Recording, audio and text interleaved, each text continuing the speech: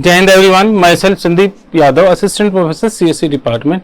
Today I am going to deliver a lecture on Fundamental of Database Management System, which is a part of syllabus of CS and IT 5th sem student being taught in UPT and all around the India in technical universities. So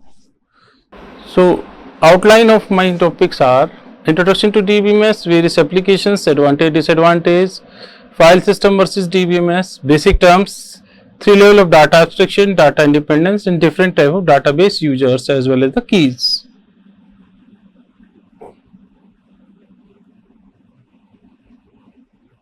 So first of all, we are going to discuss what is database management system. In order to understand database management system, we must first know what is data. Well, data, we can say it is a fact that can be recorded or that can be stored or any raw facts. Basically, data is defined as collection of raw facts. Whereas second term is information. Information is the data that is processed. So after processing the data, it acts as a information. That is the basic difference between data and information. That data is the input to any system, and after processing that becomes the information. Now, next terminology that we are using in this is database. So database is a collection of logically related data, that is books database in library, student database in university, or sales database in any grocery store or anywhere else. We can also see the example of database of Amazon, that is quite vast. Now, management means, in literal means, manipulation, searching and security of the data. For example, viewing the results on AKTU site, searching the papers in AKTU site, these can be the examples of database system. And system means tools, program that are used to manage the database. For example, SQL Server, Studio Express, Oracle, etc. Now, let us, after clearing all these terms, what is data, database, management system, now we shall be defining the term DBMS, that is database management system. Well, we can define it as a software that is used for creating and securing database. So, we can say database management system is a software that is designed to define, construct, manipulate, retrieve, share and secure data in database. Examples are SQL Server, Oracle, MySQL, SQLite and MongoDB.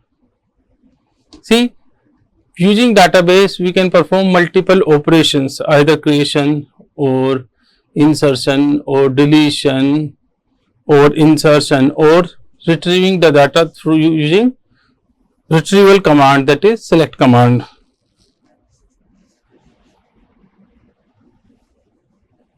Now, we shall be seeing the various application of database. So, DBMS is what? DBMS is nothing, just a record keeping system which earlier we people used to do manually. So, that has been computerized by keeping it in proper format. So, DBMS is required wherever we want to store bulk of data. Wherever the bulk of data is to be stored, we need DBMS. Examples are e-commerce. In e-commerce, either Flipkart, Amazon, Shopify, eBay, etc., which involves massive transaction throughout the day. Millions and billions of the users are using e-commerce sites daily. So, DBMS is an essential tool for them to store the bulk of data. Otherwise, the system will be in chaos. All the OTT platforms like Hotstar, Amazon Prime, Netflix, they are all making use of this software. Social media, WhatsApp, Facebook, Twitter, LinkedIn, all these are using DBMS. Banking sector, very critical sector. In banking, transactions are involved daily and it involves huge amount of monetary transactions. So, that all is being handled by DBMS, which earlier people used to do manually in the banks. So, use of DBMS has greatly transformed the banking and the insurance sector as well. Next is airline and railway reservation system. The airline reservations were the first system that were being implemented in order to facilitate the customers. Later on, Indian Railway also started using the software for reservations. Universities, colleges, schools, all are using DBMSs to store the data, information, course, curriculum, all those things they are using. Libraries also using the DBMS to store various details of the books as well as of the student and staff members who are using books. HR department is also using DBMS to record their informations and all those things. And hospital and medical store. Hospitals are using by recording patient details as well as date and their test report.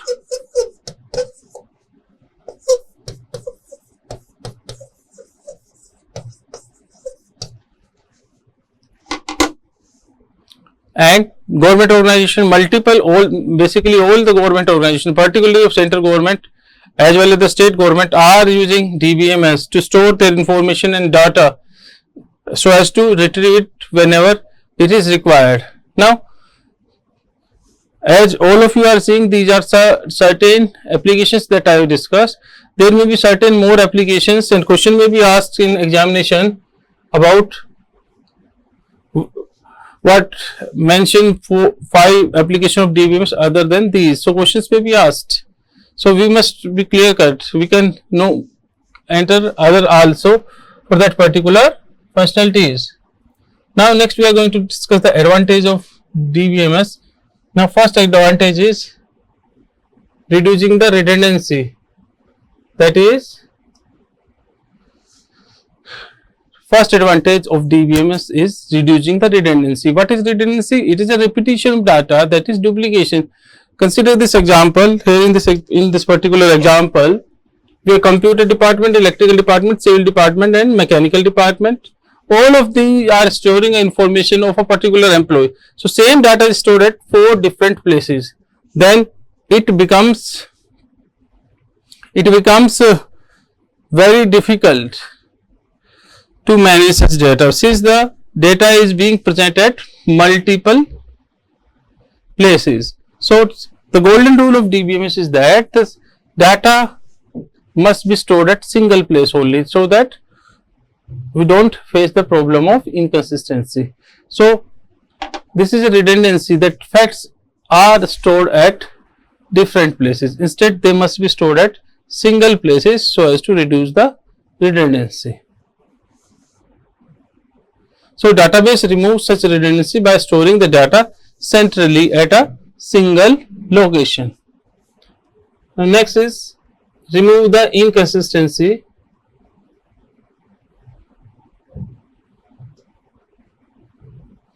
Now inconsistency means that data is not in correct state, that is, the state of database is not up to the mark. So what should we do? See here example, there is mobile number. Earlier mobile number was 1234 at all places. Now into this particular department, computer as well as electrical, we have changed the mobile number to 6789 6789, and in these 2 locations it is the old number. So here the old value is there, and here the new value is there. So what happens? If we retrieve data from these places, the value will be old, and from these places the value will be new value. So what will happen is that data inconsistency will be there. Data will not be in correct form. Same data having different values. So what is this? This is inconsistency. This is creating doubt in the mind of the users, as different users are getting different values of mobile number. So DBMS can keep data in consistent form. That is one of the greatest example of greatest example of using database, that it ensures. Now data isolation. See, data are scattered in various files. We are seeing that a file is there. Now different data is scattered in different place. There are 3 files: file 1, file 2, file 3. So the data is in file 1 there is employee name, address, mobile number and subject. In file 2 there is employee name, post, salary, load, and in file 3 there is employee name, teaching, knowledge and rating. So all these are the files. Now these files must not be placed at different formats. All these files may be in different format. These are scattered. Some data is there, some data is there, some data is there, and the file may also have may be difficult to retrieve. The data retrieval here becomes difficult, though it may be recovered, but it may be not be that easy. So using DBMS, it allows us to access appropriate data easily. So DBMS allows to access data easily. Data isolation is a property that determines when and how changes made by one user become visible to others, users and systems. This issue occurs in concurrency problem.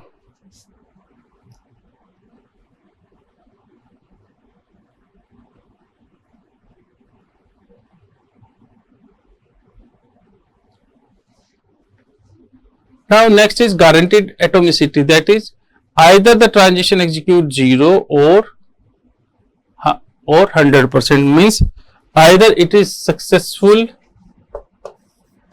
that is it is either successful or it is failure, that is 1 or 0. What happens is, suppose we are transferring 500 rupees from account A to account B, and from account A it has been transferred, but to account B it is not credited, then it becomes the example of failures. So we cannot say that here we have 1500 rupees and here still we have 1000 rupees. The total sum is 2500. That will create inconsistency. Half transaction success and half transaction failure will not be used, cannot be there. Either all of the transaction is to be successful or none of the operation. If half of the operation are successful and half of the operations are not successful, then what we do? We have to make those half successful operations in a transaction to be unsuccessful. That is, they will be rollback even though they are successful. But since second half of the transaction is failed, so overall the transaction will be considered as a failure only. So transaction will be either successful or it will be failure. It cannot be semi successful or semi failures.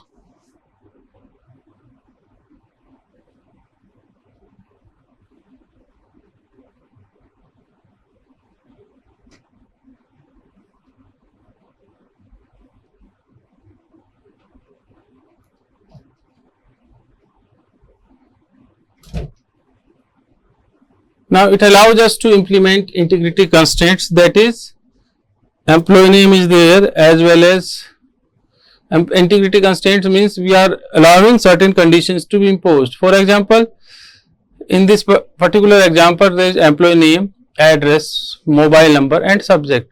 Now using an integrity constraint, what we can do is that mobile number, we can add a condition that mobile number is of 10 digits. So any user if enter mobile number less than 10 digit or greater than 10 digit, it will be automatically rejected and it will not be allowed. This is done to ensure that the only valid data enters the system. It should contain exact 10 digits, otherwise the data shall not be permitted. This ensures validations. Now another is, in this particular structure table, student name is there, branch is there, backlog is there, and CGPI is there. Now the value of CGPI must vary between 0 to 10, that is the domain of CGPI is 0 to 10, that we must define while creating the table. That condition is to be imposed. Otherwise, what will happen if a data entry operator makes a incorrect entry, then what will happen? Suppose a student may get CGPI 15 also, because the database enterer, the person who had made the entry, may have made it wrong. So these things need to be kept in mind while creating the table. We must impose certain conditions wherever the validation of data is very critical, so that wrong entry is not made. So DBMS allows to maintain and implement business rules in our database. So various rules, business rules can be implemented in database.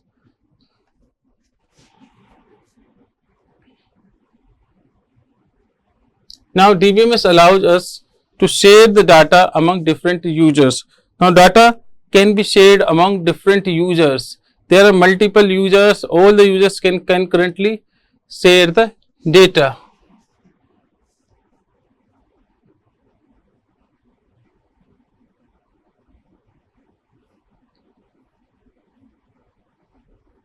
Now in earlier system, if a user want to access the data, the permission was denied, but using DBMS we can allow the access of data at same moment of time. Next is restricting unauthorized access to the data.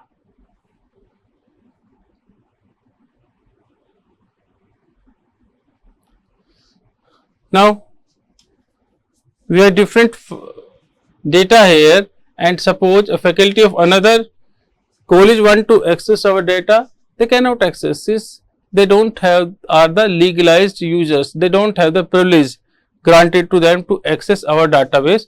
So what will happen is they will not be able to access this, the access is being denied to them. Now faculty from AKGC want to access the data, they can, because they have been given the privilege by DBMS to access the database. So what will happen is they will be able to access the data, whereas this user will not be able to access the data. So DBMS prevents unauthorized user to access the data. The data can be accessed only by valid user. Next is providing backup and recovery. Now it is the duty of the DBMS to ensure that whenever the failure occurs, there must be proper backup and recovery system available. Now in every organization has DBA, that is database administrator, whose duty is to keep the appropriate backup, which shall be used whenever failure occurs, whenever system failure occurs due to a variety of reasons, due to hardware failure or software failure or any other type of failure. Then in order to restore system to the consistent state, we must have proper backup. Now the DBA shall ensure that proper backup is taken periodically, so that it can be used whenever desired.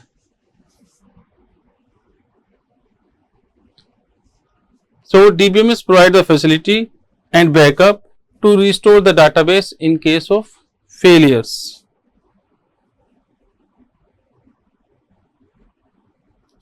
Now let me just sum up various advantages of DBMS. It reduces the data redundancy, that is, it avoids the unnecessary duplication of data by storing data centrally. Second, it avoids inconsistency by eliminating redundancy. The inconsistency is being removed to a greater place. Data isolation, that is, data user can retrieve the data as per his or her requirement. Next is guaranteed atomicity, that either the transition is successful or it is failure.